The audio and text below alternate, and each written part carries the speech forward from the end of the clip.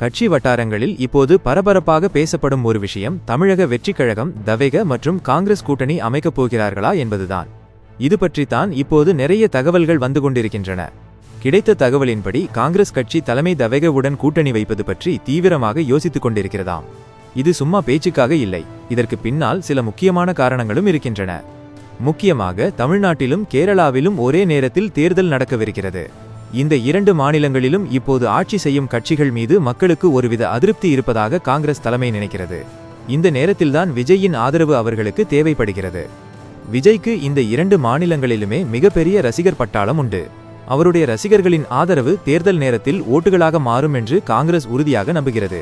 குறிப்பாக கேரளாவில் தவேகவின் ஆதரவு கிடைத்தால் அது அவர்களுக்கு ஆட்சியை பிடிக்க ரொம்பவே உதவியாக இருக்கும் என்று கணக்கு போடுகிறார்கள்.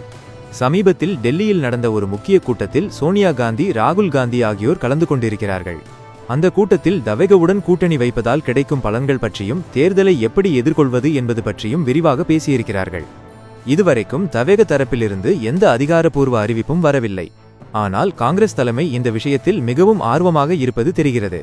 இந்த கூட்டணி பேச்சுவார்த்தை எந்த அளவுக்கு முன்னேறியிருக்கிறது, விஜயின் நிலைப்பாடு என்ன என்பது போன்ற விஷயங்கள் வரும் நாட்களில் இன்னும் தெளிவாகும்.